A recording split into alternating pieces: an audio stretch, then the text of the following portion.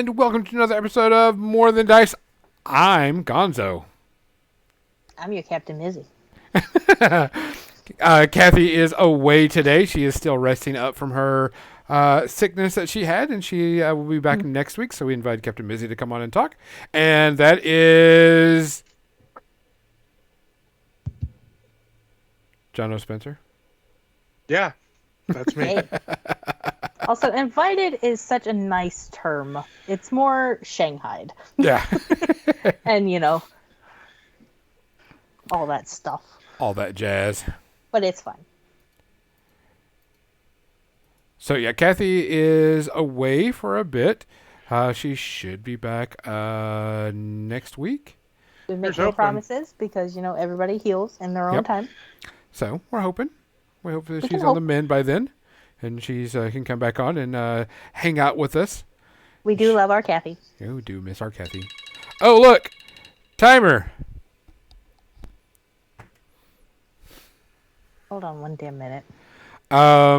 So today's podcast, we are going to be discussing, we're going to do some hobbying, talking about some paints, talking about some stuff.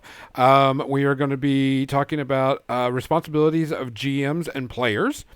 Especially to new GMs and new players. I'm going to need Gonzo to fix that cooldown. You're going to make me go fix that? That's bullshit. I got to give you something to do. That's bullshit, Gonzo, and you know it. It was one thing having the cooldown for one person. Now you got it for everybody. That's garbage. That's garbage. I'll let John work his magic. No, you don't want me to. I ain't playing anymore, son. If I do it, it's going to be like 10. Do it as much as you fucking want. I got the points. Let's go. So, other than that, your cat ears. That's what we're going to get, son. So we're going to be talking about some RPG stuff and some getting things on that nature. We're going to talk about some movies, some TV shows, all that good things. Let's get some of the business out of the way. If you haven't noticed, we have a new sponsor. We want to welcome Turbo Dork to the sponsorship. They provide some amazing color shifting paints. If you like color shifting paints, go on and check their page out, and you can go pick up some new stuff. They actually have some new colors recently. I think they're up to like a total of like 70 paints right now. So that'll be pretty interesting to see. They also are going to be at Warfare Weekend this year too. So even bonus. We want to thank Parabellum War Games for sponsoring the channel. If you like and you want to get into Conquest, make sure you go check out their page. You can use our discount code and get 10% off your order. We want to thank Muse on Minis for hosting our channel. And if you like their stuff, you can get 10% off their page too. And don't forget our good friend Mini Masterworks, which I think we were probably selling out of all of his paint shakers. I could not imagine. Like tons of people have bought his paint shaker recently because of us, which is good. But also you can get a discount there from buying anything he has. He has some really good paint shakers. The pencils, the water activated colored pencils, so you can do like rust, dirt, and all that type stuff. He has some really good stuff. So other than that, go check them out. Go find all of our people. Go have a good time. Spend some money. Help our people out. So let's see. I know we have some shout outs this week. Why do people continually fuck with me? I don't even understand it. I don't. All right. It's like you start with fucking around. You think you're not going to find out? Thing is last week it was there and you weren't around to fix it, so they were all really frustrated. So I was like, okay. They should have texted me. I'd have fucking got on my phone and fucking fixed it. I was too mad. That's fair. I was taking time out from watching the movie I watched, which we'll talk about the movie section, to fix that on my phone. I would have done that. So, other than that, so we do have some shout outs this week. One that happened just recently was Fred Ward. Fred Ward, yeah. Fred Ward. That's the And you know only what's one that I interesting? remember. When I remember first seeing him was Remo Williams, and that's when I first saw him, and I was like, who is this guy? And then all the things that he picked up after that, I was like, nah, he's still Remo Williams to me, type thing. Tremors. Yeah, Tremors is one of his big ones that he's really well known for. And what, Right Stuff? Right Yeah. Stuff? The Right Stuff, yes. Yeah, it's another big one. But I mean, he will always be Remo Williams to me. Yeah, that was his big first full starring role. Yeah. But also don't sleep on the HBO original movie Cast Deadly Spell, which is sort of like a noir Lovecraftian movie. There were two of them. One had, I don't remember that. I can't remember the actor's name right now. One of the two that was it. I can't even remember any of that. So I'll figure it out. But he was in it also. You're doing a lot better than Erica, because I brought it up with her and she recognized him from the early 2000s chick flick Sweet Home Alabama as the dad. There you go. Dennis Hopper actually played the same character in one movie. Then Fred Ward played it in another movie. Yes. So those are pretty good watches. But Fred Ward's it's really a shame he never got more starring roles like a lot of those actors. He just went out for something and then it didn't go over well. To be fair, Remo Williams has some issues. We will talk about that in the movie section. Spoiler. Correct. We will talk about that because that was something I wanted to. That was something we wanted to touch on because that was some. I watched stuff. it today, so of course we're going to talk about it. Yeah. Did you get George Perez last week? No, we did not. Yeah, comic book artist. He was. He was fucking legend. Wait. We knew it was coming. He had been sick for a while, but it still sucks. Yeah, it still sucks. He's known a lot for the Noon Teen Titans way back in the day in the 80s. That was sort of his first big, I guess, widespread. Everyone knew it. He did Avengers in the 70s. He's done a ton of stuff, and he was a fucking legend. Everyone points to Stan Lee. Stan Lee was also a fucking legend. He's that same hallowed ground, Doesn't have quite the press, wasn't quite as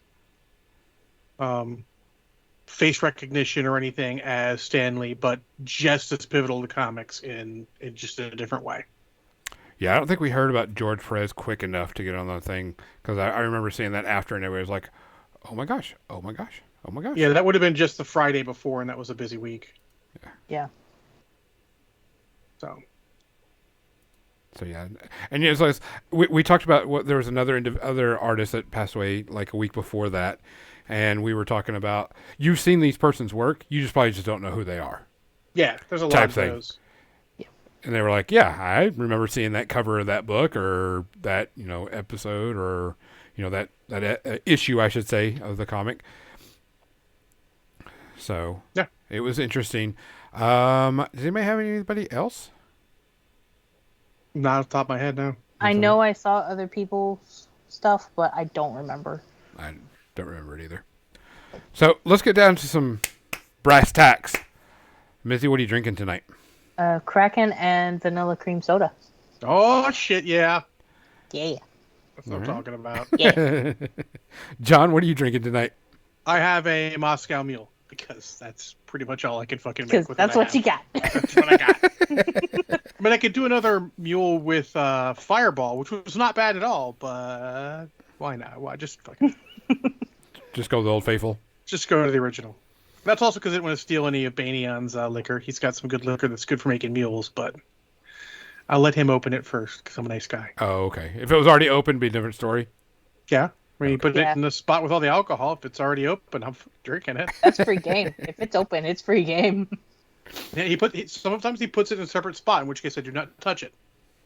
If it's like on the counter, away from where we keep the alcohol, on top of the fridge, it's not free game. If it's on top of the fridge, all the alcohol, fuck it, free game. As soon as it's open. As soon as it's opened. Yes. I am going to be drinking a Remy Martin XO. I still got almost a full bottle of that, so I'll be drinking that. And drinking kind of light tonight since I have to start working tomorrow. That sounds like defeatist talk. I have to be at work at 6 a.m. Get over yourself. I mean, after you work similar time to Gonzo, I'm gonna fucking drink. Yeah. Well, I mean, it's a finger's worth. And technically, I have to work earlier because I'm in a different time zone. Yep. Different time zone. So But last week I was in the same time zone. yeah. Guys, please take care of yourself. If you feel yourself getting sick, go get checked out. If it lasts for longer than anything else, make sure that you keep an eye on your health. It is super, super important to us that you come back, not only because we love you, but you'd miss out on cool stuff like John wearing cat ears. And not Gonzo- just your physical health, your mental health too. correct, your mental Mental health. That's health the is thing. important. I hate to say it this Take way, your meds. but Drink your water. if work's getting too much, fucking level with them. Like, look, if you can schedule in advance, it's better. Try and be like, hey, I need a mental health day. I just fucking can't. They'll understand. If they don't understand, fuck them. Have them call me. I'll make them fucking understand. I will. I Or, tell you my know, people just- that all the time. Like, you need a mental health day, just let me know. If you can give me advance notice, even better. But if not, your mental health is more important than fucking one day of work. We'll make it work. Or just take the point and, say fuck it. Take the point and say fuck it. Guys, please take care of yourself. Keep watching out for your health, physical and mental. We want to see you at all the conventions that you can go to. And if you can go out to Warfare Weekend, I would love to see you out there. I would love to give you hugs. Cheers. Cheers.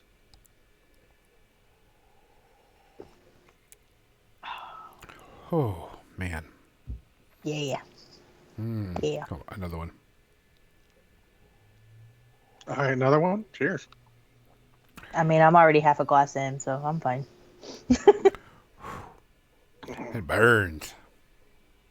So I'm going to go to the paint area and stuff so I can start working on things. Because I did not do a lot of working on paints this week or working on models this week. And I've been a bad boy. I didn't either, but that's mostly because I was out of town for 3 days. Yeah, so That's you had an fair. excuse. That's a very good story. I mean, so the funny thing is that if I had driven, it's a long drive. I would have actually brought actual hobby stuff with me, Oh, yeah. but I don't want to take it on the plane. I don't take a checked bag. I just have a carry-on backpack. For funny, anyone who knows GW, when they released Armageddon, the huge points value game, they had a backpack version with all the stuff, and I have the backpack, and I use that when I go on anywhere for a work trip because I fill it with just enough clothes for that work trip and all the essentials, and it fits, and I can carry it everywhere. It's all good. Smart. You're still working on that guy, or he's just about done. So, you see, Legion, I know you're listening a little bit. That's what I meant. So, his green tufts, the way they're pictured here, they're not green enough. They don't stand out enough on his base, in my opinion. He needs something a little more poppy than that, I think. The purple helps, but, like, more poppy. Well, first things first, this base is not the right color. Which may affect it, but we were talking about that for something similar for Legion, for his Rebels, for Legion. And it's a perfect illustration. The green helps, and it also might be the camera. Sometimes you know how those colors get. Yeah. That's the thing. I'd have to fix But, the camera. See, that's a little better. I just think it's still like whatever. It just needs a little more oomph to it. Yeah. The tuft is like, it's green with yellow tops. It'll The yellow change. tops, I think, are killing it. But I'll save my final judgment till you finish the base and the proper color. Yeah. Because like even that, like a wash, like on the base, which I've done a lot with a lot of my BattleTech models, will go a long way towards changing it up. And I always use just dry brush bases. Honestly, washing bases, if you've got enough texture on it, that'll do a hell of a job. Especially that GW like crackle paint stuff, because it gets all in the cracks, the crackle that you made. So there you go. Yeah, that crackle paint, I use that for my Grimkin. But my Grimkin's a weird type of... Yeah, you'd black and white with a little bit of red, right? Black and white was just like a pop of color like around certain eyeballs or glowy parts that I like. All right, that's a Okay, little bit Legion. better. Yeah, the swamp tufts with more green and no yellow Yeah. probably be fine. This then. is the color of Yeah. the base, what it's supposed to look like. This is the color. Oh of yeah, their- that'll make a heck of a difference. I think Yeah. they'll be fine with that. Yeah, that's what it's supposed to be. I need to paint, and then it dry brushed white over the top of it, just so it just stands up a little bit. Well, Mizzy, you mentioned shopping sprees. I actually went on a little bit of a shopping spree on Amazon yesterday, and part of what I picked up is this: more BattleTech models. Ooh, very What? nice. No, you wouldn't do that, John. Mostly because it comes with the Black Knight, and I love the Black Knight. I love it in MechWarrior Online. It's always been a solid mech in the tabletop and in the BattleTech computer game. I didn't realize it was in the game, and I had named my commander, the one who's supposed to represent me, call sign Knight. So I'm like, I got that Black Knight, and I'm like, nope, I'm fucking piloting that forever. That's just fucking appropriate. But King Crab is cool. Highlanders are cool. And the one I most want to call out is, you can't really see it. I'm going to probably open this up here. Probably going to need a knife or remember how things work. Like magnets, how do they work? Screens. There we go. Boom. Because most improved mech, and it's actually done by an artist who goes by Bishop Steiner, who I follow on Twitter and also support him on Patreon because I get a lot of cool pictures out of it, is this little guy right here, the Sentinel. And I mean, he looks pretty cool. I like the way he looks. But if you ever saw the original artwork for him, it was fuck awful.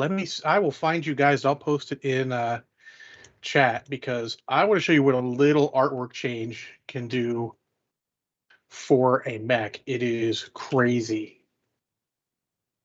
Sentinel. No, that's the good picture. Where's the old shitty picture? This is it. This is the original picture for the Sentinel. Copy. Paste. And if anyone cares, that website, Starter.net, is the BattleTech wiki website, and it's fucking awesome. But that's how it originally looked, and I wanted no part to do with that fucking mech ever. And then you get Bishop Steiner's redo, and I'm like, well, fucking A, that thing looks great. It is night and day. Yeah. Suddenly you got a mech that actually looks like a mech, not like an egg with fucking weird chicken ankle fucking bullshit. I'll be honest, old BattleTech art is sometimes the fucking worst. I don't even understand it some days, but that mech looks cool. I'm glad it's part of the pack, and I do dig the way it looks. Yeah, the MechWarrior art back then was a product of its time. Oh yeah. I mean, it's all a fast art. Well, I mean, all art was you get some stuff that's like, mwah, chef's kiss, and you get some stuff like, oh, what happened? I can't unsee that. Why did you hire kindergartners? Also, some of it you could tell that they're like, oh, we need this piece of artwork. They're like, all right, here you go. That's not the right game. Like, what? Yeah, we hired you for Shadowrun, and you made a Earth Dawn piece. Like, oh no, fuck it, we'll fix it. Or vice versa. It's crazy. But there you go. So actual topics. We have actual topics, not just John talking about random purchases and art. I don't know about that. Do we have actual topics here? We do, because it's apparently on you. It's regarding you and role playing games. And that's news to me. But hey, what else is new? I only know because I asked him an hour ago, hey, what are we going to be talking about? I'd like to know. So I got told that it was going to be just a hobby day. Oh yeah, well, he added plus discussion on player/GM responsibility when playing in a RPG. That's cool. Yeah. Yeah, he says, well, Mizzy has never, well, he says will, but I think he means Mizzy has never really been tasked with player responsibility when coming to the table for a game, and this is a bit overwhelming and not sure what she should do. Let me tell you at its core what a player is responsible for, in my opinion. Sure, yeah. Lay it on me. Showing up with your character ready to go. That's it. I don't expect my players to take notes. It's okay. You can ask me questions on what happened before. I should know and be able to tell you what your character remembers. I might make you make a check if it's obscure knowledge I mentioned just a little bit. But, just show up ready to play and all. That's it. I don't expect notes and all. I mean, I feel this is one of those areas where, say, Critical Role has set an unreasonable expectation for some people because they take notes and they're like fucking just on it. I mean, they're great. Let's be honest. They would be the best players to have. But I don't expect that from everyone, especially not players who have only been playing for a short time. Hell, my players have been playing for a long time. They don't fucking take notes. You think anyone playing in Three Gnomes and a Half Giant takes a fucking note? Oh, hell no. They take so little notes that one of them goes, "Hey, can I read your notebook and see what my answers were to all the questions from for our character building session?" Those are things that are said to me. And I say, "Sure, that's why I fucking wrote it down. I don't care." So But I've tried to take notes before, but I just can't keep up. That's my biggest thing. well, you want to take notes in just a free form way, you know? There is stuff that you should be expected that your character will remember without your fucking input. This is not real life. This is not actual acting. You can be if you want it to be, but I don't expect people to just be like, "Oh, you don't remember it, that your characters remember it." That's fucking bullshit. Yeah, that right there is just kind of stupid in my opinion. I mean, I can, like, if you make it that way, that's your game, your rules. But you need to make sure they know in advance. And that goes back to one of the age-old things I like to talk about, which is basically the unwritten, and shouldn't be, gamer social contract. You know, there's a lot of old grognards out there where they have certain expectations, but they don't say them. To which I'm like, how are new players supposed to know what to do if you don't say it? Do you not want new players? Which is fine if you don't want new players, but, you know, don't bitch them not taking notes. You're not letting them in your game. Who the fuck cares? You know, I think you should always have an expectation of what the game's going to be. I told Jason, who's playing in Three Gnomes and a Half Giant, like, okay, you never played this before, Jason. Here's how we role play. You know, we're kind of moderate to light role play. We're not expecting heavy acting or anything, role play every situation. You can just give me an idea what you're saying and then roll dice if you need to for a social thing. You don't have to say it all. I'm not expecting all that. It's not fucking acting. It's not improv. You know, it's a bunch of us getting together and collectively telling a story. You know, you can't just let it be all about what you can do. Otherwise, it's not really role playing anymore, is it? You're playing who you fucking are then. Mm-hmm. So that is what my opinion of what a player's responsibilities are. Gonzo might have other ideas. Gonzo, what do you think player responsibilities are? I don't have an issue with the notes. I agree with you. They shouldn't have to remember everything. One of the things I think that a player should do is make sure they read over their class and their rules really well, and get. Are you there? Nope. I think that's something that needs to be worked on is going over your class and your rules or No, your absolutely. character. Yep. But also part of that is I feel like sometimes we put new players. Thanks, Xander. Eh. We need to make sure new players, you know that stuff and don't get put in positions of exceptional complexity. You know, like I would not expect Missy to come into one of my Champions games, Hero System, and understand all the rules backwards and No. forwards. I would expect her to come in, have her character, have asked me how it works, and then understand the basic area where her character works, and then slowly add some extra rules to it here or there. I'm not expecting you to read the rulebook front to back. That's unreasonable. I could show you the Hero System rulebook, and you would laugh at me. It's like this thick. No, you don't expect that. I expect that, but I expect it to grow because we were all newbies sometime. And when a new player comes in, you got to remember, if you can, old fuckers that we are, what it was like to be the new player, not knowing what the rules are. We were all there. Cell, at one point, I didn't know the rules to D&D. It was a very, very long time ago. The 80s. And those rules have changed. Not so much. Really not so much.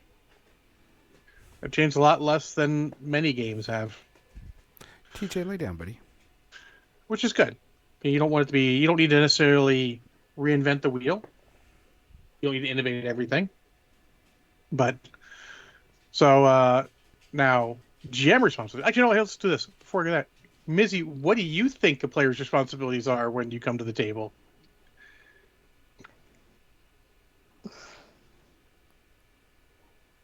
Well, I would agree that you definitely do need to know like how your character is built, and then so like, I think the part where I struggle with is even though I've read what I should know, it's again remembering everything. Mm-hmm.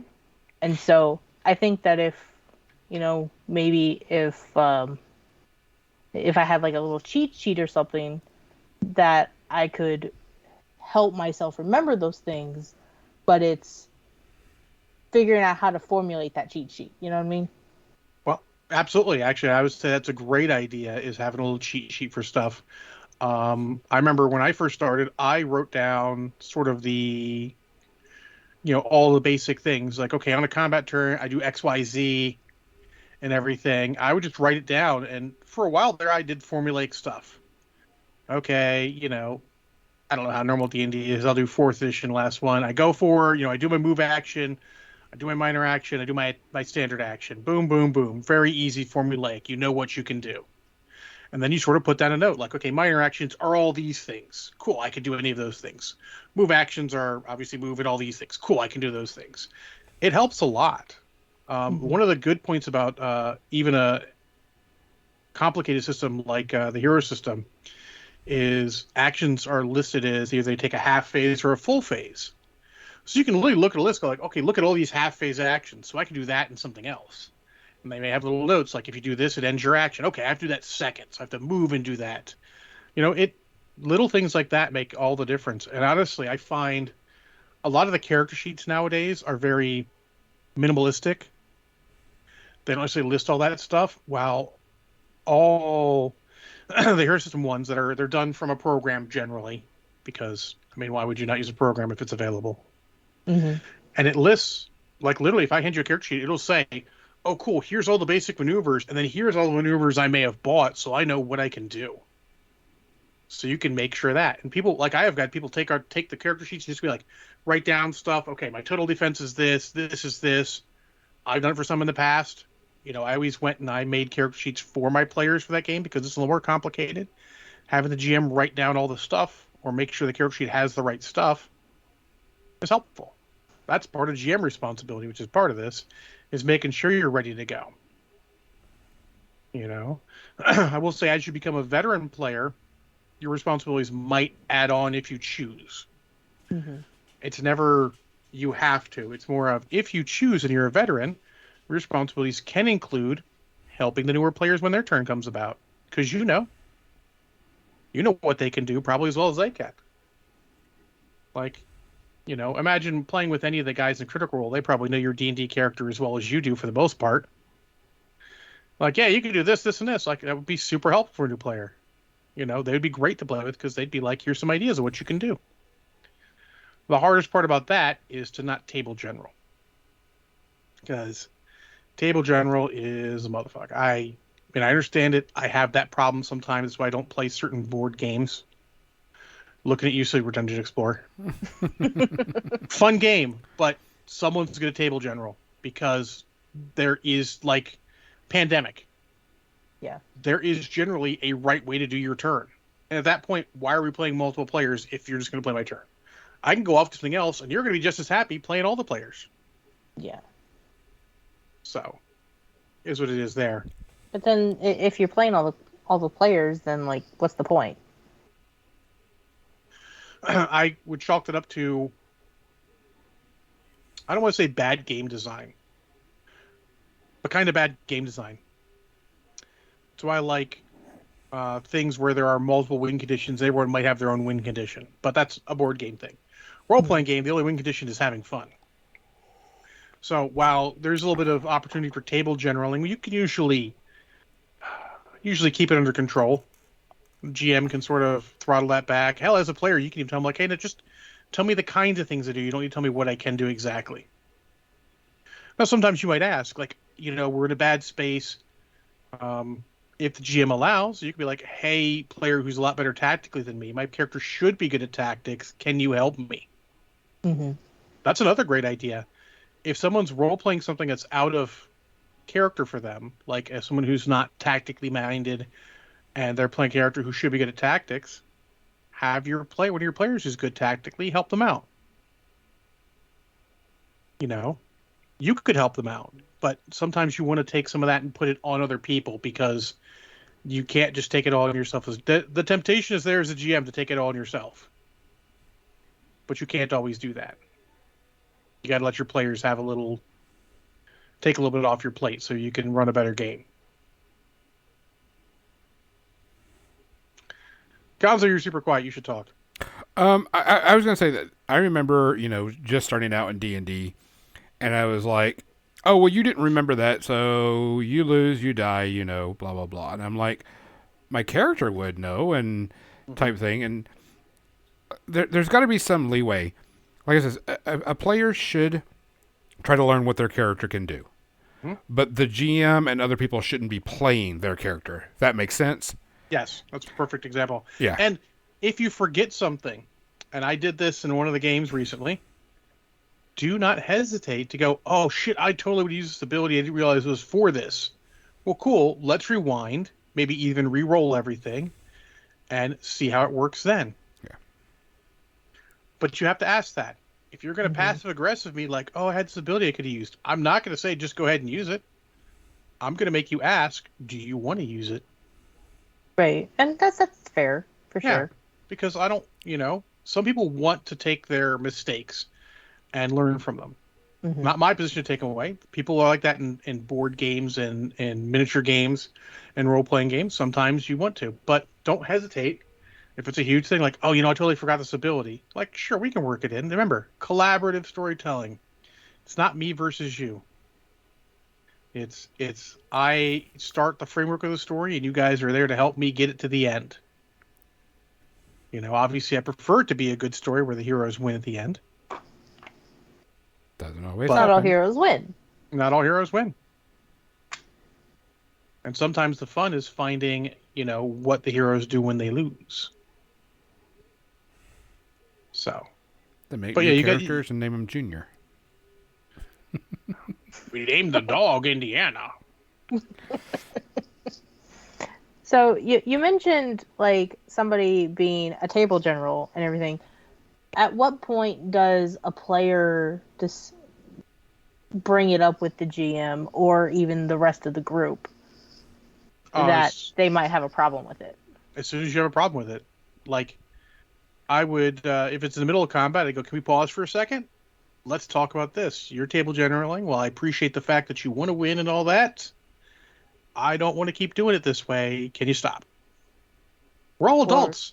There's nothing personal about it. Or, hey, stop it, fucker.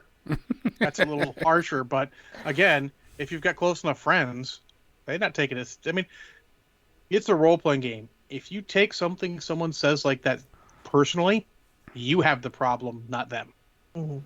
You're all friends. It's all good. So, yeah, but you should bring it up immediately as soon as it becomes a problem. Hey, Kathy. Kathy. Hey, Kathy. And I would say with anything, if anything is uncomfortable or a problem, you should bring it up immediately. Yes. It might not have come out early. I mean, there's a lot of people who...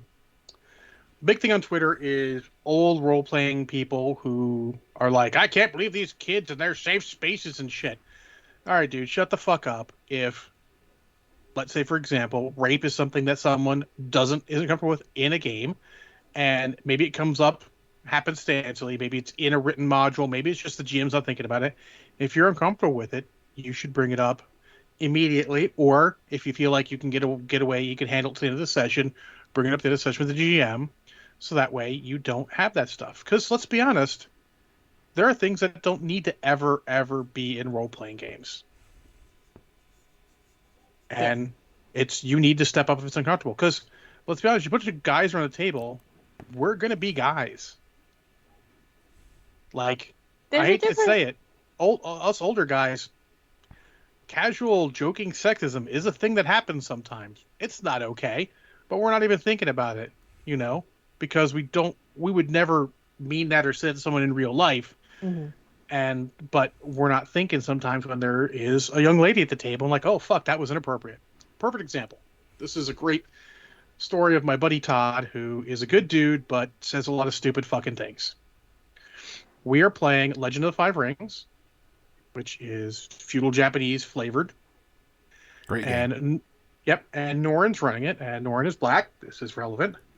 He's going around and asking all the players what characters they've made up to fit in his story. So he turns to Todd and goes, "What clan are you from?" Now, at this point, a wise person just says the clan or your mom. Yes. To be witty. Not the Ku Klux Klan. Oh. Of all the things you could say, that's probably number one. Number one not to say. To his credit, he didn't mean anything. He's not racist. He was trying to be funny, but he stopped, looked at Nora and said, "That was a dumb thing to say, wasn't it?" But people are like that, People don't realize we try to take the power away from things by making jokes, but you can't all do that. Some people, it's more personal than others. You can't say, well, I'm not offended by it. Well, fuck off. They are. Yeah. Doesn't matter. You can say you can say, oh, they're a snowflake. No, you don't know their life. Yeah. Don't judge. What's that? It was a Ted Lasso episode. I saw a clip from it. It's don't be judgmental. Be curious. Don't judge people. Be curious about them. If they say, oh, hey, that's not comfortable with that, like, cool, after the game, I want to find out why you're not comfortable about that. Someone's already paid, Gonzo. Put that shit back on. That's right. Well, Zed make ordered sure. to pay for that some time ago, son.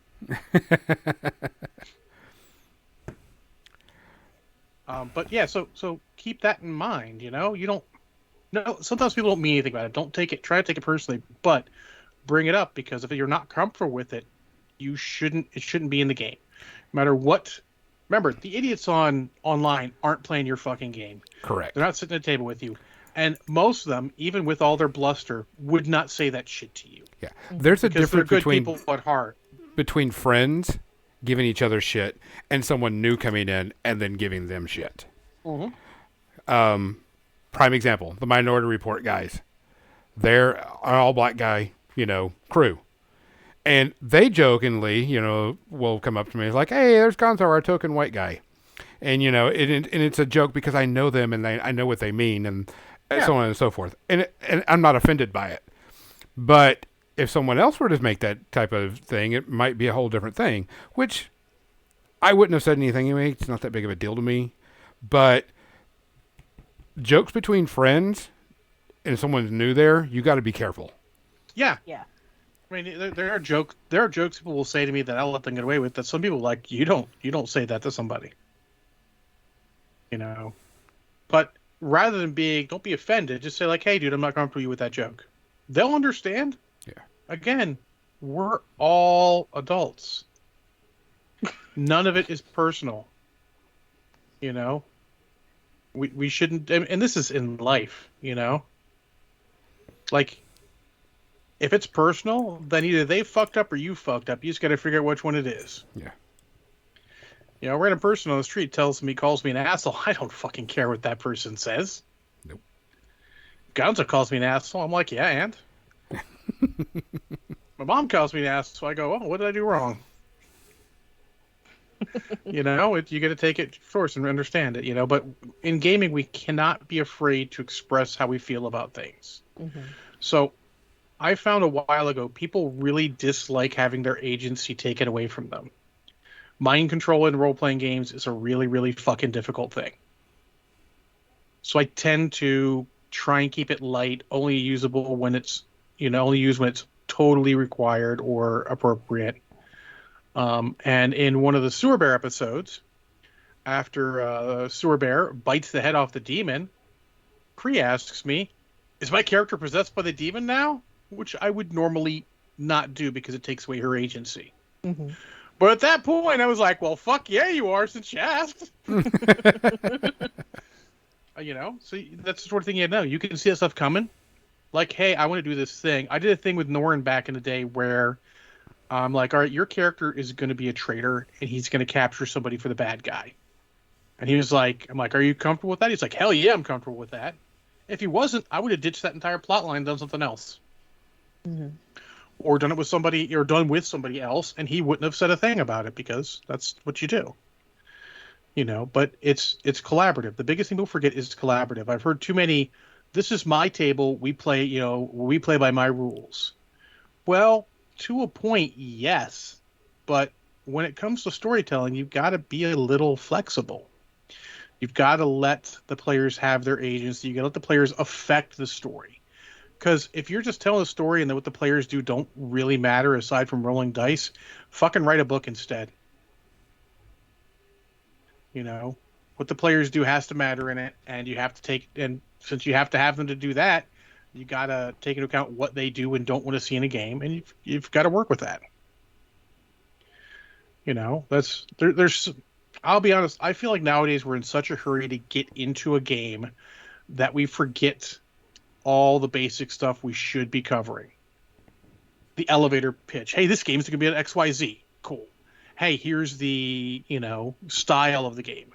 The old Big Blue book, the 4th edition Champions rule book, had a big section in the back where there's a campaign worksheet where you would circle tone from realistic to fully out there. You would circle, it's a worksheet so you can figure out how gritty, how everything it was going to be.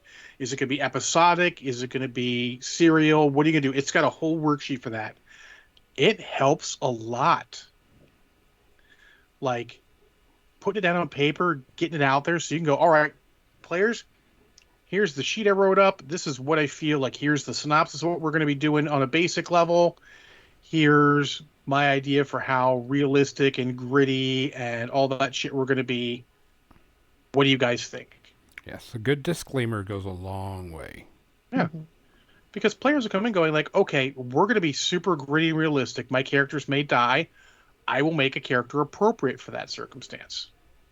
You don't put your heart and soul into a character in a gritty campaign because your ass may die. Yeah. It's just the way it is, unfortunately. But if it's going to be, totally lenient, oh shit, very super heroic, let's say, superheroes don't die unless it's like a fucking big deal. Then you can put your heart and soul into it. Because if your character goes out, your character's going out in an epic way, and it's going to be fucking worth it. And you're probably going to have notice. Sorry, I'm hearing a weird noise in my head. Okay, just some ears. So yeah, that's all stuff. And the whole player responsibility, I think, to get back to the main topic, should be taken care of before you even sit down to the first game. You should know what you expect your players to do. Mm-hmm. Like I said, I expect my players to show up, ready to play their characters and have a good time. That's it. I don't want anything. I don't need them to do anything else. If they want to go above and beyond, they can ask me. I don't expect them to be masters of the system. I don't expect you necessarily even own the fucking rule book. We should be playing something that's good enough that I got a copy. You can read it. We can probably find an online copy for you to look at. I'm not expecting you to have system mastery from the beginning, which is good because it's really almost impossible. But like you're playing Earth Dawn now, which is a whole new system to you, right, Mizzy? Yes.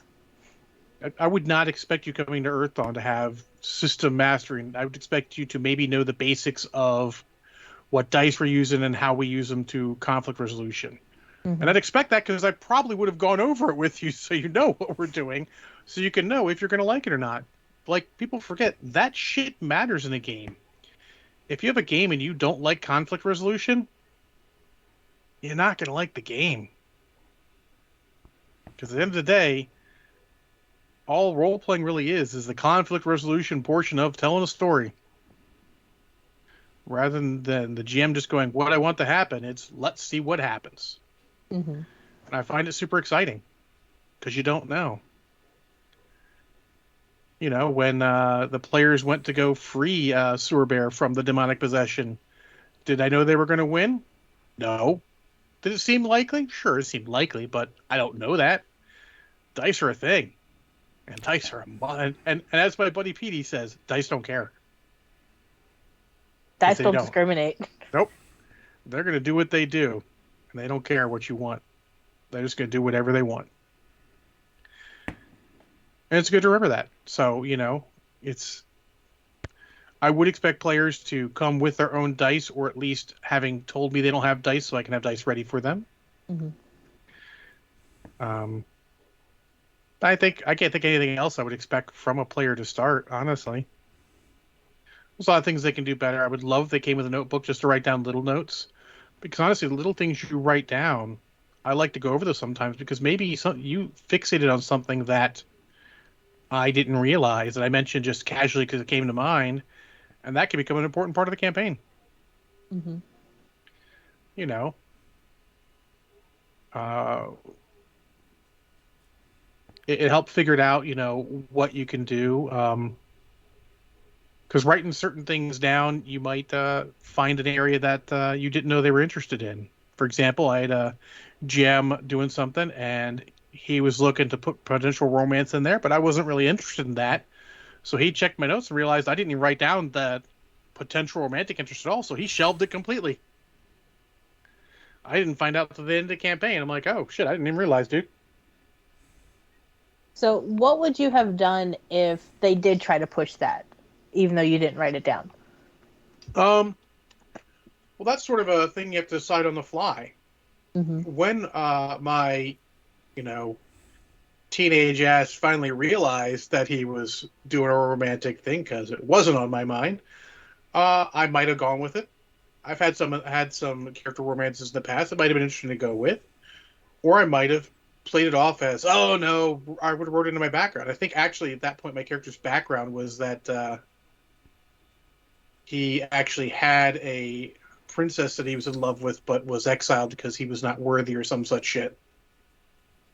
So I probably would have played off that. Or maybe at that point, if it comes at the right time, you go, okay, cool. Maybe it's time he did move on. Maybe that's his realization. Maybe that's his character growth for that. You have to decide at the time. You can't know.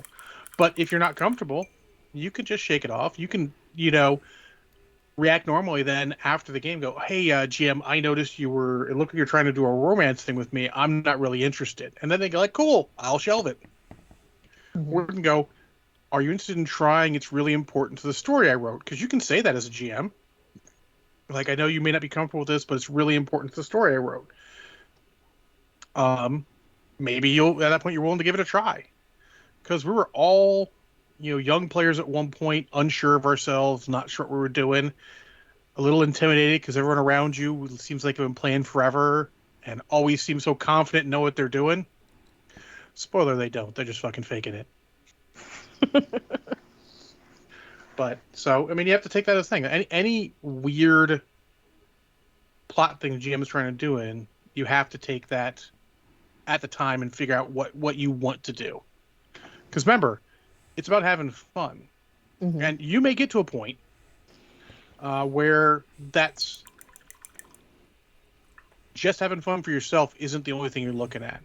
We played a Malifaux campaign through the Breach where we had a lot of players. There were 8 of us. Dang. And with all due respect to Dick Dan Patton, 8 is not enough. 8 is too many. Ask your parents, kids. And so I stepped back a bit and let myself sort of be, a co-starring rather than a starring. I'm like, I'm not going to be Captain Kirk. I'm going to be Sulu. I'll be there. I'll do the thing when I'm called upon, but I'm not going to initiate any plot myself. Unless the GM goes, hey, what are you doing? But sometimes it takes a very mature player to do that. And I would never expect a newer player to do that because that's not fair. In fact, if I did that, I would ask the veteran players, like, hey, we got a lot of players. You want to throttle back and let the newer people take lead.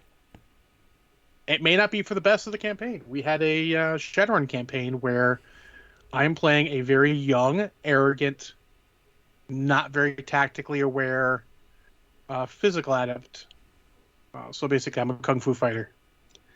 And we have Troy playing this ex-military guy.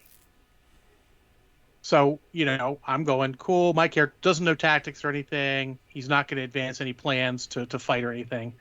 But Troy's sitting there being Troy, and, John's going to lead us, because that's what Troy does. So he's like, what's your plan? So I make the shittiest plan I possibly can that would make sense for him. We're sitting there about to input the plan. He's like, wait, so what do you do if this happens? I'm like, well, then we get shot at and hope we don't die. He's like, this is a shitty plan. I'm like, out of character, yes, it's a shitty plan. This is the best plan this character would come up with. Come on, man. But that's kind of the things, I'm trying to think what my point was, but I've been drinking, so I don't remember. The point was, you sort of have to let the newer players take their thing and encourage players to get out of their comfort zone a little bit, but don't force them to. Sorry, Don't force them to be the party leader?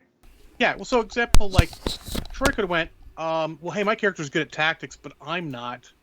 What kind of plan would I think would be good for this kind of situation? And the GM should go, okay, cool. I feel like X, Y, and Z would be a good plan. It's the kind of military plan your character background would make. Does it have to be right? No. But since you're making the encounter, you can make it be right.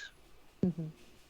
That's the fun of being the GM, is you can go, okay, this is the tactics, and you decide to use them, they should be effective, even if an actual tactical person goes, that's a terrible idea. It doesn't have to be actually tactically sound. It has to be tactically sound for the game. Mm-hmm. We're pretending here. Not very few of us have actually been in combat and know actual, small unit tactics or anything like that. This is not an actual life or death situation. It's a game. Correct. So you can fudge it. If someone's an expert at something, even if they do something stupid, you can make them succeed because they're an expert at it, and they should. Even if the person knows nothing about it, you need to. That's sort of the combination there. You need to bolster up the new player and let them do their thing. Like if your character, whatever your character does, if your character does X, I need to make sure you do X well. Mm-hmm. Because if you don't, you're gonna be like, well, why am I supposed to be good at X when someone else is good at X, and I feel like I shouldn't be there. It's a good thing for new players. It's part of the GM responsibility. I call it shtick preservation. If you come to me with a superhero, you're like, I'm going to be the brick, the Incredible Hulk. Cool. No one else can be the brick. That's the brick. You can be a quasi brick. You can be sort of like maybe a Jessica Jones who's super strong, but not necessarily super tough. Mm-hmm. I'd call that a striker, but I'm getting into superhero terms there. You can do that, but you need to preserve their stick. Like, if I'm the expert in X, cool, no one else can be an expert in X.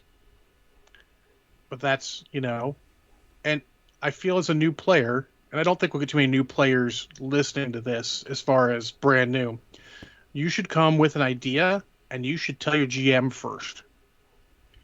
Because he's gonna wrangle in the veteran players to make sure they don't step on your toes, role-playing wise.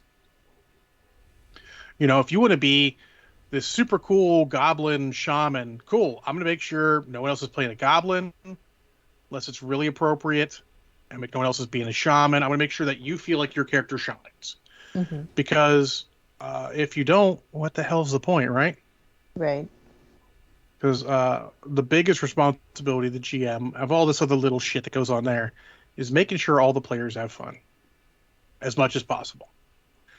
Not all the time. Sometimes Banyan dice are going to shit on him, and he's going to have a terrible time.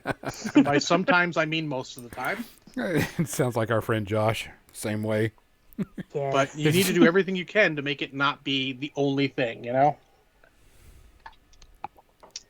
If the guy's goal as a necromancer is to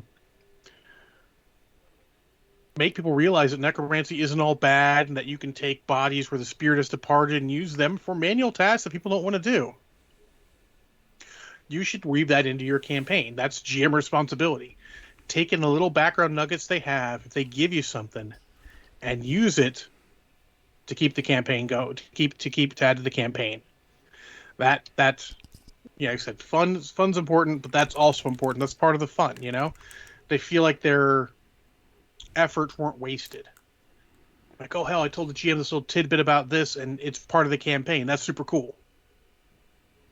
This is what you got to do, you know. It's like when a lot of the systems we use, they have they'll call them flaws or disadvantages. I call them role playing bits. You know, I always used to joke when we play Champions, like if you don't take a hunted, someone hunting your character, one will be assigned to you by the GM. But sometimes just taking a hunted can add so much to the game, you know. Suddenly that hunted becomes a focus for a while, you know, gives the GM something to work with. Newer players might have a problem. Here's a weird one that I don't want to call it really necessarily player responsibility, but it's important, is understanding how to make a character a little bit. And the GM has to sit with them. I know a lot of early people like to make flawless characters.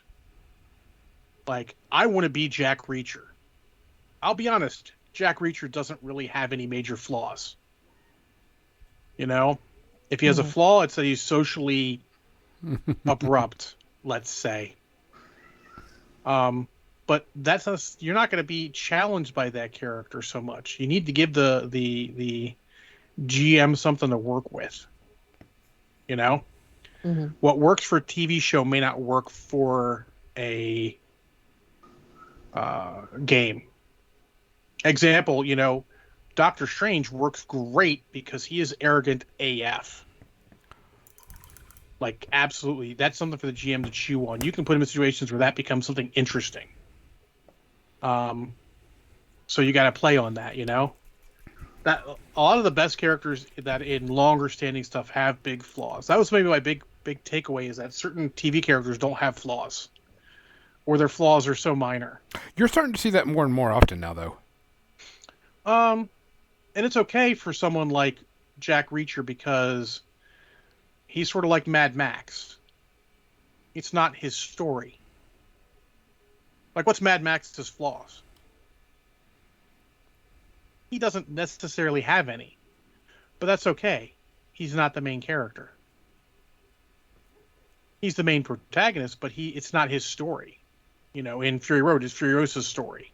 Mm-hmm. And that's fine. That's, you know, you can do that, but I would ask that newer players leave that to the veteran players, because they know how to throttle it back like that.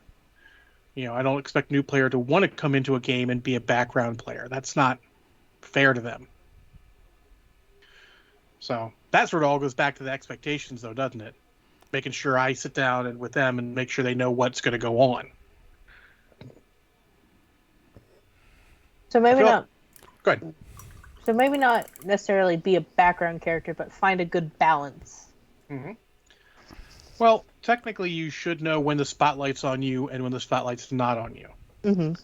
And actually, I feel if I had an all group of new players, I would probably institute something where I would try to sit at a regular table, and like how we sit normally, all around the living room, and I would try to have something to point at the players. So, like, okay, pointing at you, it's on you now. Everyone else should be quiet. I'll do that in a lot of games when we're doing a sandbox game. I'm like, okay, what is your character doing? If someone else talks, I'm like, no. Them. Mm-hmm. It's them right now. So that's important to know. And it's important to know as a player when it's not your time. You might have the best idea ever. There'll come a time for you to put it in there. You know, maybe even throw it out there, like let them do the thing. Like, hey, I had an idea. You don't have to take it, but here is this would be cool if this happened. Remember, people forget it's collaborative storytelling. Too much in the old D&D days were player versus the DM, and it's never really been that. I mean, it was, unfortunately, but it never should have been that. It needs to be, you know, collaborative. But also remember, the GM's a player too. He needs to have a little bit of fun himself. What? So, I know, crazy talk. GM's having fun. Now, in that TPKs? I will asterisk that. And this is going to be maybe controversial, maybe a hot take, so to speak. If, as I've seen around, you're paying your GM, then all bets are off. They're not a player anymore. They're there to make you guys have a great time. Mm-hmm. They're getting paid for it. So at that point, you don't have to worry about that as much. Now you can still. That makes you a good person. But it shouldn't be as important, you know. You know, back in the day, people would love to just try and fuck the GM's plans. Like, how many pages of the notebook can I make the GM throw away today?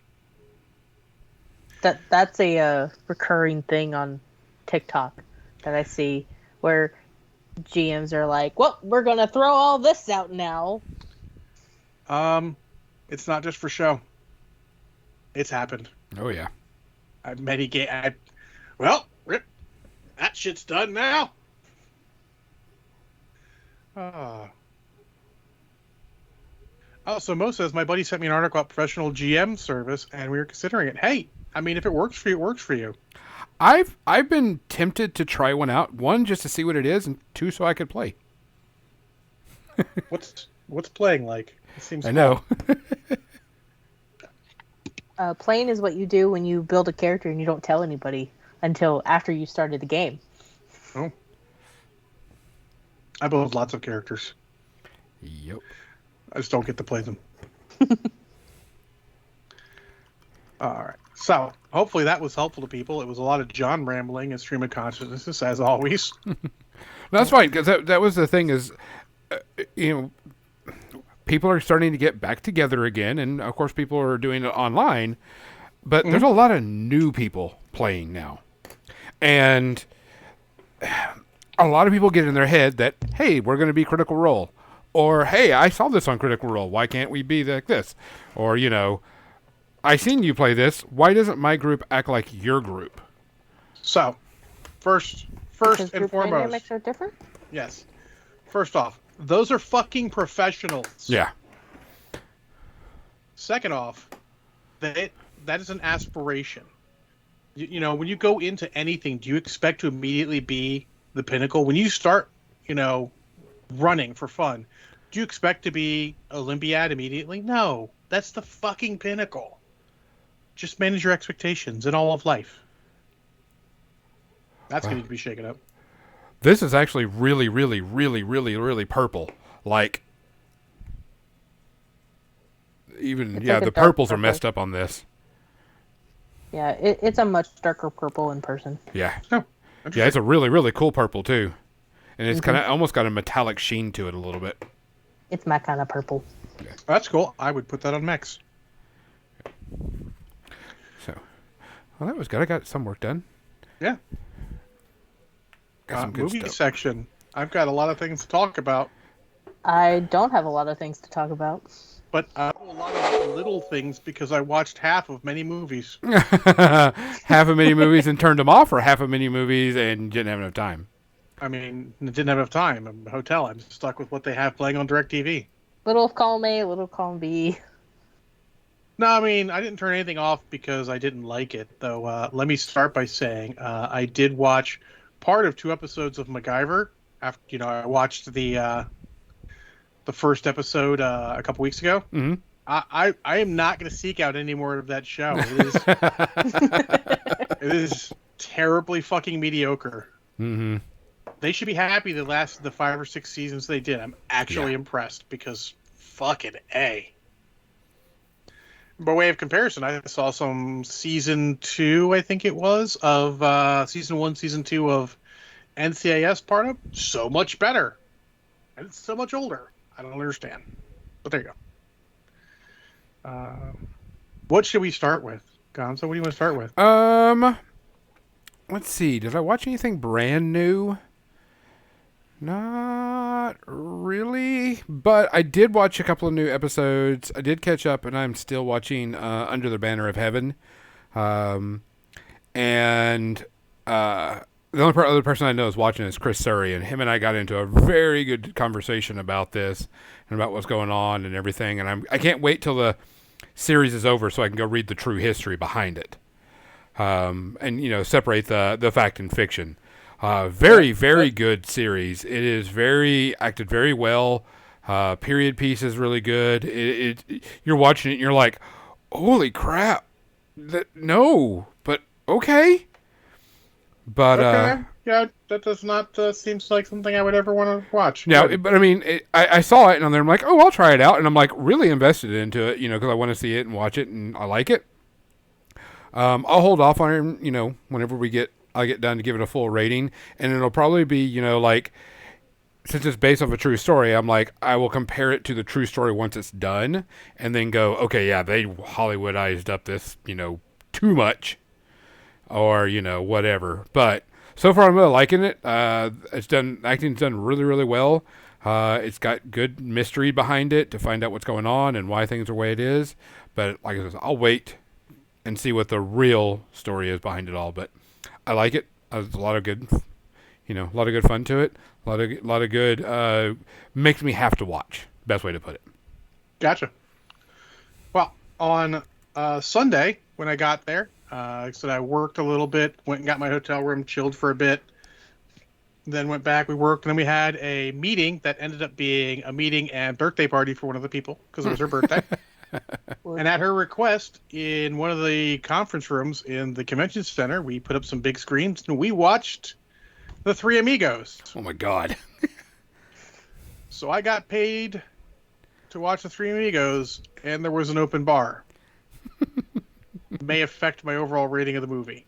So let me say, I understand The Three Amigos. I've seen all The Three Amigos, but never have I seen it all in one sitting.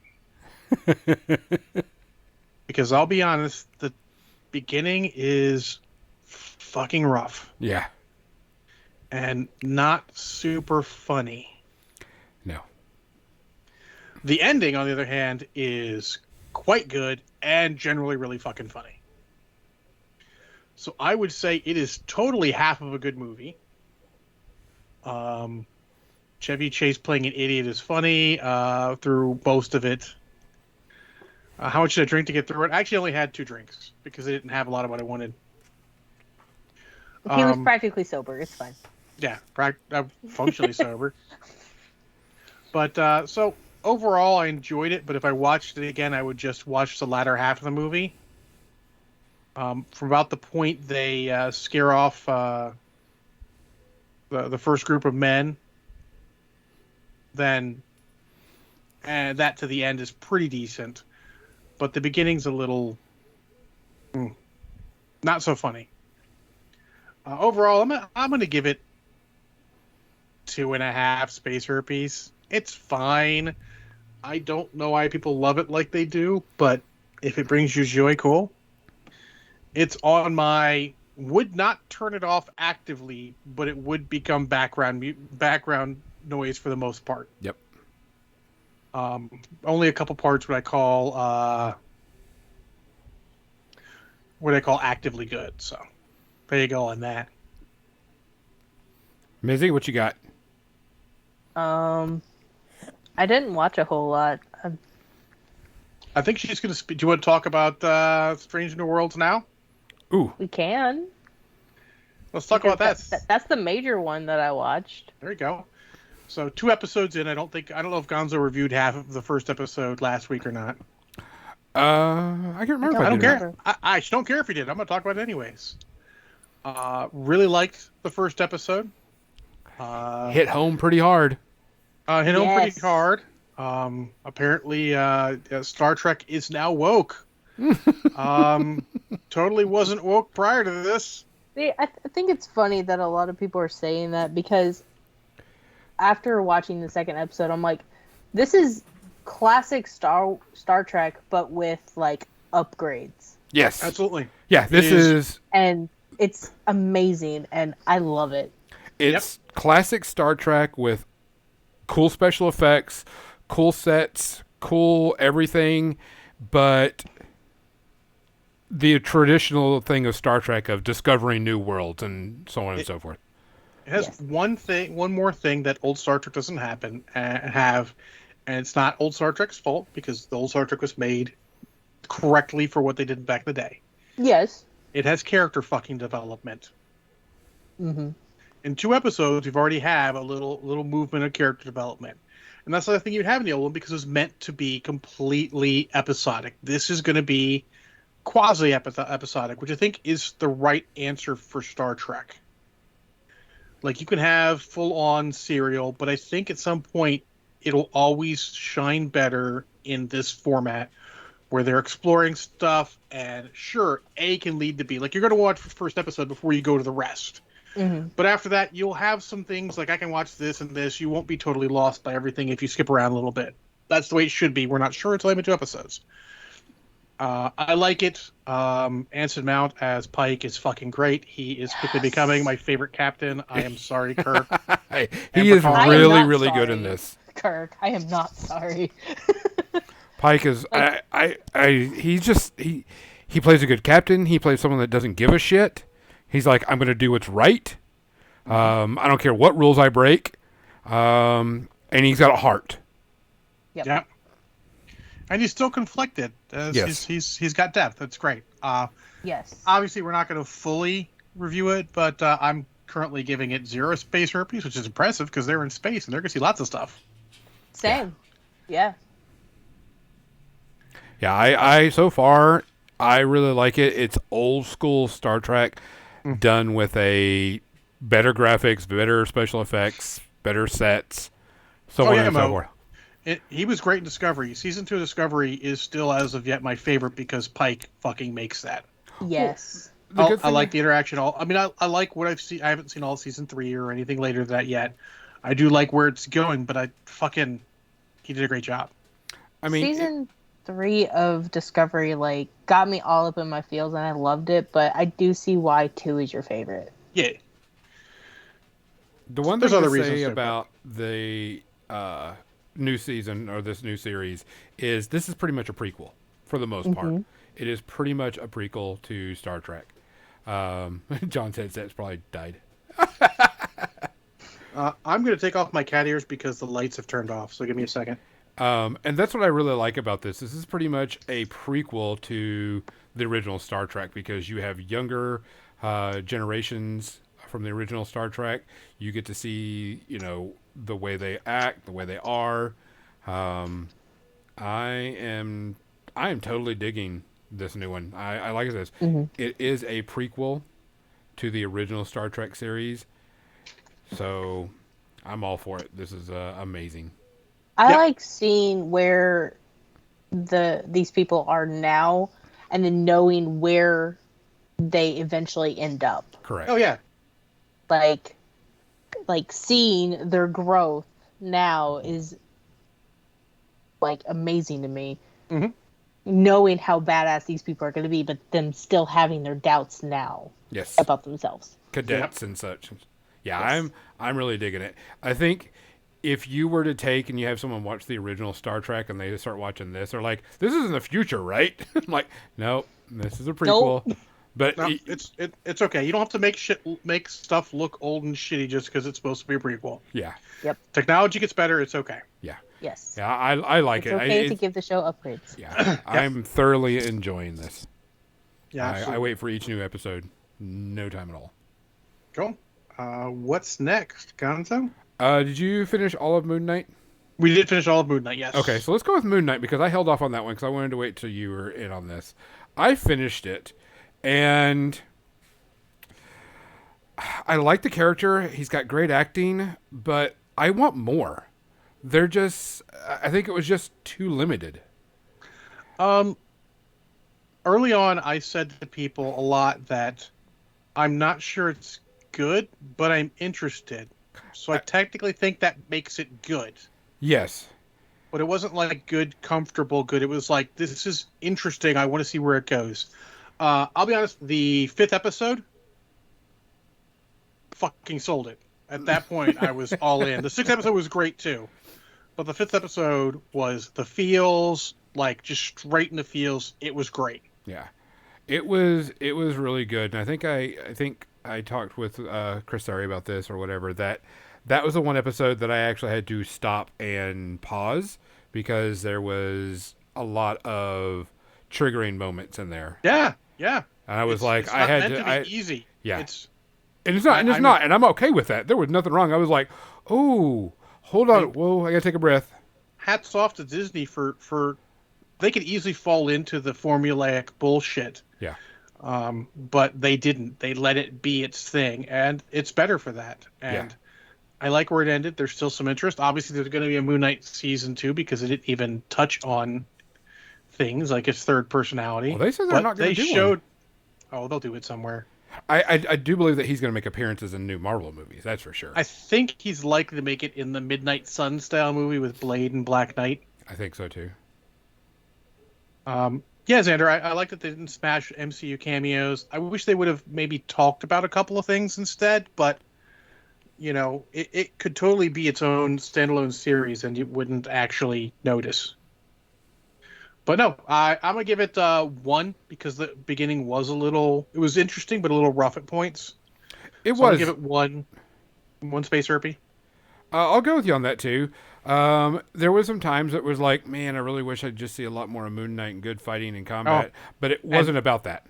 And Hippo Goddess is the best. Holy crap. Oh yeah, she was The amazing. best. Some of the behind the scenes on that was pretty cool to see how that was done. Was pretty neat if you haven't seen it. Where they did those scenes, it was pretty good. So I barely have time to watch the series themselves. How am I going to watch behind the scenes? it was very interesting. Yes. I did watch a new series that I didn't get to talk about called Outer Range. Outer Range, I believe it's on Amazon Prime, and is a modern day sci-fi-esque type show. Pretty much what it is there's these 2 ranches that have cattle and such, and Josh Brolin is in it, and they're having disputes. And Josh Brolin goes on this camp and he finds this giant void hole on his land. And there's some stuff that goes on. I don't want to spoil it, but there's some stuff that goes on. And the void gets used for certain things. And my dogs are going crazy now. Things start happening with the void. And there's a lot of alternate type realities or alternate universes or time traveling going on. So it's kind of weird. Okay. It is very good though. It was really good. The characters are really good in it. Stories, you got to pay attention because it goes back and forth a lot. Not so much that it's bad, but if you kind of like, wait, oh, hold on and rewind it, you might have to do it. But I mean, I'm enjoying it. I thought it was pretty good. It's only season 1. Don't know if we're going to do season 2. I hope we get a season 2. Because it was interesting enough. And I would give season 1 probably like a 1 space RP because it did get a little, like, oh yeah, this is Yellowstone with a void hole type thing. Weird. But it was interesting enough. Well, I'm going to rapid fire go through the stuff I saw half of. Okay. I saw the ending of Deadpool 2. Still cool. Okay. I saw the first part of The Mummy.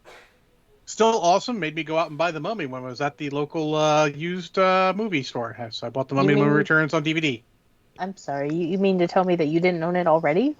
The ex-wife took it in the divorce. Fair. I didn't I'll argue give you with her. that She loves that movie very dearly. I'm like, there's a couple things you can have. I'll give you that one. Yeah. Then I watched the first half of Free Guy. Very rewatchable. Very rewatchable. I might actually watch the whole thing again at some point. See, I didn't like the first half of Free Guy. I did. It was fun to watch. Knowing what's going on, the first half was super fun to watch. It was okay. The second half is where it got my attention. I was also stuck in a hotel, so I'm going to keep that Fair. in mind. And then I watched the middle bit of The Peacemaker, old George Clooney and Nicole Kidman movie, which I love. I love that movie. That movie's good. I want to rewatch it because it is good, gritty. George Clooney's given a great performance. Nicole Kidman's great performance. And I want to rewatch that again. So that's all the ones I watched. I did mention the MacGyver I won't be watching again, and then NCIS, of course. It's good to see lots of little episodes of NCIS on cable whenever it's good, safe entertainment when you're in a hotel. And then Friday, the games from Mega Online were shit, so I went out and saw Doctor Strange in the Multiverse of Madness. And It was good. Respectfully to those people who said it was the best Marvel movie ever, you fucking high. Does not crack my top 10, but to be fair, my top 10 is a fuck of a list.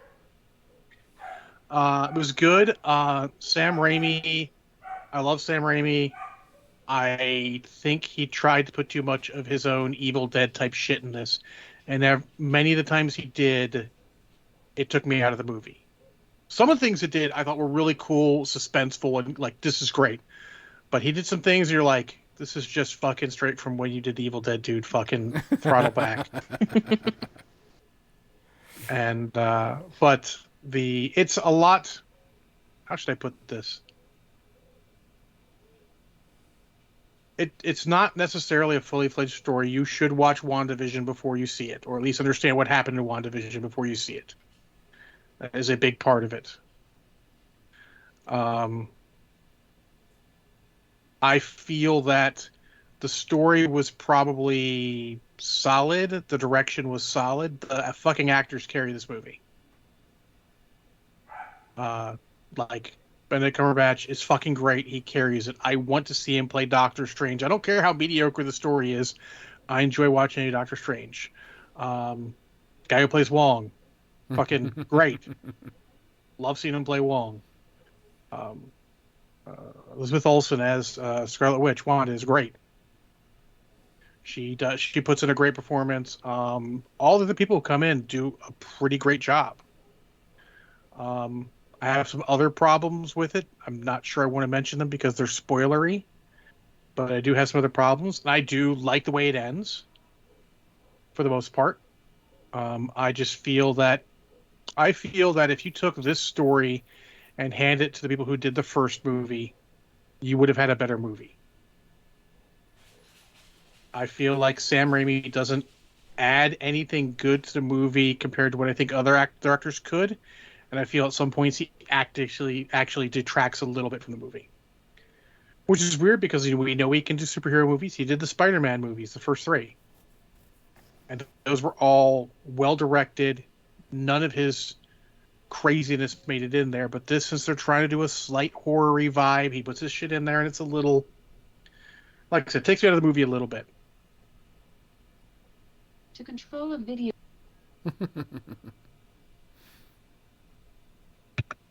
No idea where that came from. So I'm going to give it 2 space herpes. I feel that might be a little bit harsh, but I feel fair. It's also one that might be better on a second watching. It is. People are claiming it's not Doctor Strange 2. It's actually all Wanda's story. While she has a big part in it, Doctor Strange's actual fucking character development, at that point, it makes him his fucking movie, so it's all good. I look forward to them getting to do another movie because, like I said, I enjoy the actors playing the parts in this movie, and we'll watch them do whatever because they do a great job. And I think it's okay to be like that. Marvel can't swing and hit them all out of the park. They can't all be Endgame and Spider-Man No Way Home. They can't. You get the Eternals. You get Black Widow. You get this. It's okay. None of those movies are bad. I'm here to tell you. They're all going to have parts you like and parts you don't like.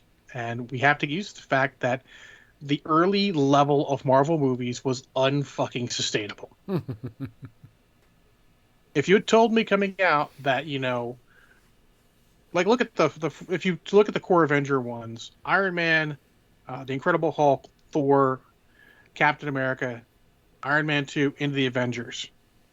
People will say that 3 of those movies are bad, but they're fucking crazy.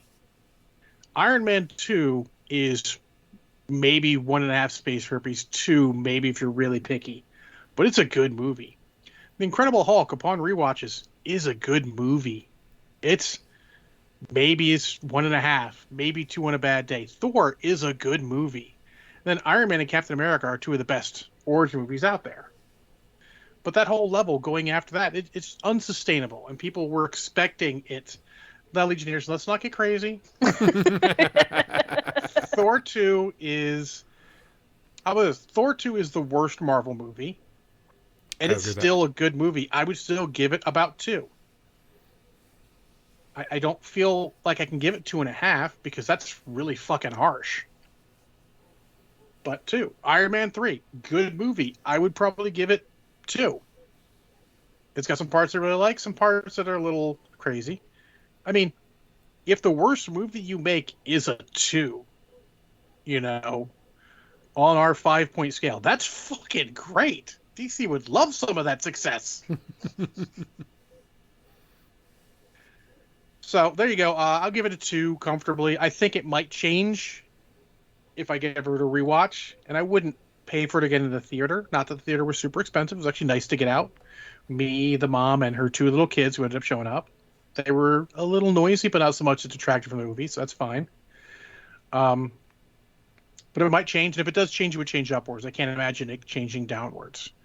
But I do look forward to talking to it with Gonzo when he finally sees it, so we can talk about some spoilery stuff that I don't want to talk about now. But I would say see it. Do you have to see it in a big screen? Unlike the first one, there is some cool visuals, but nothing like the first one that you have to see it in a theater. If you wanted to wait to Disney Plus, I think you'd be okay. But I would say it was worth my money in the theater. Yeah. Hands down, worth a matinee.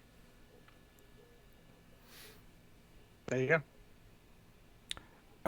I wanted to go with one last one. Oh shit, I forgot to talk about the one I was going to talk about too. Fuck. We might go over, guys. I got one movie I got to talk about. Okay, let's go with yours then, because I'm going to give you a quick synopsis of Snake Eyes. Ready? 1, 2. Fuck this movie. Move on. Go next one. That movie sucked. Very well. It was a shitty movie. In honor of Fred Ward passing, I watched Remo Williams' The Adventure Begins. Holy fuck. That is a formative movie for me, and I didn't realize how much till I watched it this time. Now, I've seen this movie many, many, many, many, many times. It was on heavy cable rotation. I recorded off cable. I bought it on...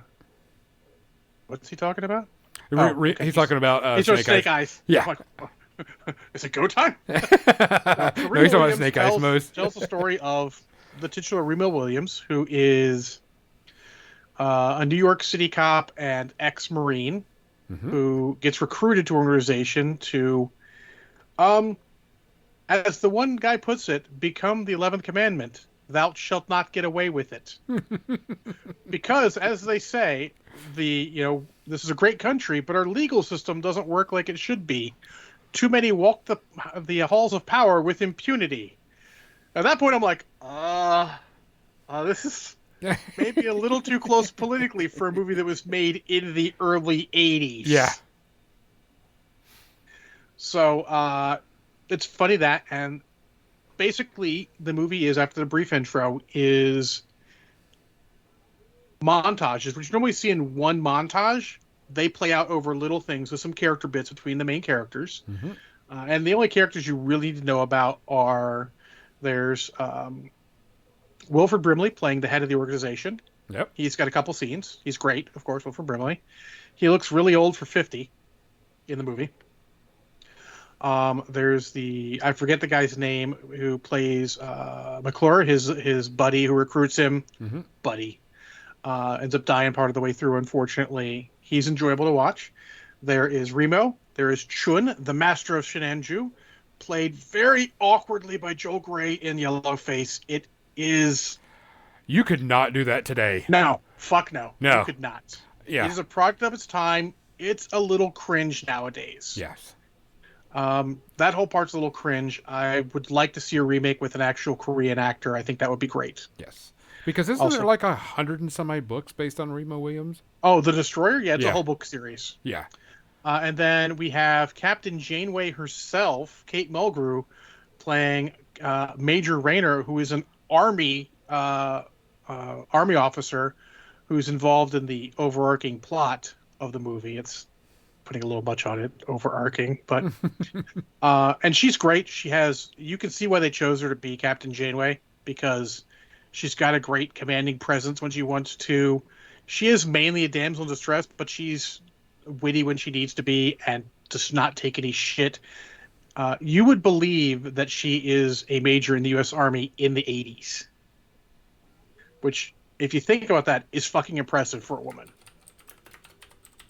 So, it's basically a whole bunch of little character scenes between Remo and Chun, where he's training him, interspersed with the main plot of Mr. Grove, who has, is basically, he's a bad person. He's a bad industrialist doing bad things.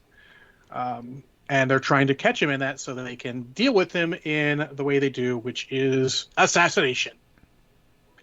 As Chun puts it, assassination is the most useful form of public service. And their whole thing is even with the yellow face and the sexism and all that stuff, there's some lines in there that are amazing and that are top notch. That you're like, damn. And I always use that one whenever they're on the boat and they're going away, and he's like, "Chung, you're amazing." You're amazing. No, I am better than that. Yes. Like, if you get over the slight cringe of that, it is super fun. Yes. Enjoyable. A little heartfelt at points, and it doesn't feel unearned. I would have loved for this. Like, nowadays, they would make this a TV series on Amazon Prime or something, and I would love to see it. They tried to make it a TV series in the 80s. They didn't. I'm actually thankful. It probably would have been fucking terrible.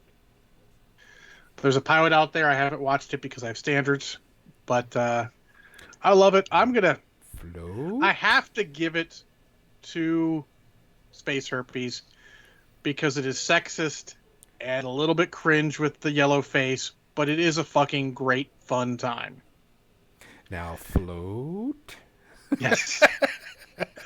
There's a fun action scene on the Statue of Liberty. It's not actually on the Statue of Liberty, obviously. They built a mock-up, but that's ostensibly on the Statue of Liberty. It's just super fun. Yes. And there's nothing... This is a sit back, get your popcorn, and enjoy a movie type. If you like that kind of quirky fun, you will enjoy this movie. I suggest finding it. I don't know where it's streaming. I unshockingly own a DVD copy. And if I found a Blu-ray steelbook of it, I would probably buy a Blu-ray steelbook because I'm fucking crazy like that. Yeah. Like I says, this was a product of its time. It wasn't considered bad to do. I mean, it should have been considered bad to do at the time, but it wasn't. Yes. That's probably the biggest problem. Yeah. If you were to do it today, you would have to hire someone of that descent and do all that stuff. Because it's really, really good. And everybody says like the Destroyer series is a great series to read if you like it. I've read a couple books. Let me say, it's pulp.